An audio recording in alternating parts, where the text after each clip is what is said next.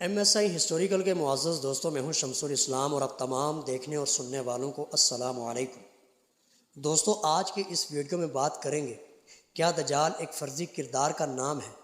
کیا دجال ایک نظام، علامت یا تمثیل کا نام ہے، یا دجال ایک شخصیت کا نام ہے؟ اور کیا دجال کا فتنہ انسان کو قبر کے اندر بھی پیش آئے گا؟ ان تمام تر تفصیلات کو جاننے کے لیے اس ویڈیو کو شروع سے آخر تک ضرور دیکھیے گا، اور اگر آپ نے ایم ایس آئی ہسٹوریکل کو سبسکرائب نہیں کیا تو اس چینل کو سبسکرائب کر لیں اور ساتھ لگے گھنٹی کے بٹن کو بھی دبا دیں تاکہ ہماری نئی آنے والی ویڈیو آپ تک بآسانی پہنچ سکے۔ تو چلتے ہیں اپنے موضوع کی طرف۔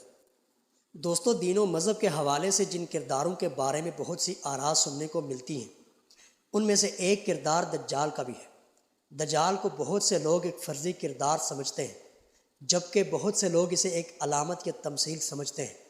دوستو، بعض لوگ دجال کو ایک نظام کے ساتھ تعبیر کرتے ہیں اور اس کے خاتمے کے لیے کی جاننے والی کاوشوں کو بھی ایک نظام کے ساتھ مربوط کرتے ہیں۔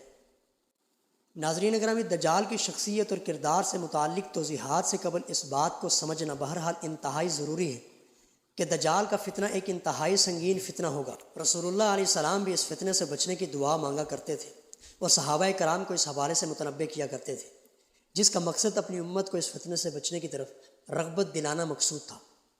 پیارے دوستو، اس فتنے کی سنگینی کے حوالے سے صحیح بخاری میں یہ حدیث مذکور ہے۔ حضور نبی کریم علیہ السلام نے ارشاد فرمایا، مجھے وحی کے ذریعے بتلایا گیا کہ تم قبروں میں دجال کے فتنے کی طرح یا دجال کے فتنے کے قریب ایک فتنے میں مبتلا ہوگے۔ دوستو، اس حدیث سے یہ بات واضح ہوتی ہے کہ دجال کا فتنہ انتہائی خطرناک ہے کہ قبر میں انسان کو پیش آنے والی مشکلات کے ساتھ اس کا ذکر کیا گیا ہے۔ ناظرین گرامی، صحیح بخاری میں ابو سعید خدری سے روایت ہے کہ ایک دن رسول اللہ علیہ السلام نے ہم سے خطاب فرمایا کہ دجال آئے گا اور مدینہ کی گھاٹیوں میں اس کا داخل ہونا ناممکن ہوگا، تو وہ مدینہ کے قریب کسی شور والی زمین پر قیام کرے گا، پھر اس کے پاس ایک مرد مومن جائے گا اور کہے گا کہ میں گواہی دیتا ہوں اس بات کی جو رسول اللہ علیہ السلام نے ہم سے فرمائی تھی۔ اس پر دجال اپنے ماننے والوں سے کہے گا، کیا تم دیکھتے ہو اگر میں اسے قتل کر دوں اور پھر زندہ کروں تو کیا تمہیں میرے خدائی کے دعوے پر شک رہے گا؟ تو اس کے ماننے والے لوگ کہیں گے کہ کوئی شک نہیں رہے گا۔ چنانچہ وہ اس شخص کو قتل کرے گا اور پھر دوبارہ اسے زندہ کرے گا۔ اب قتل ہونے والا شخص کہے گا کہ پہلے مجھے تیرے بارے میں اتنی بصیرت حاصل نہیں تھی، اب مجھے پختہ یقین ہے کہ تو ہی دجال ہے۔ اس پر دجال اسے دوبارہ قتل کرنا چاہے گا لیکن دوبارہ اسے قتل نہیں کر سکے گا۔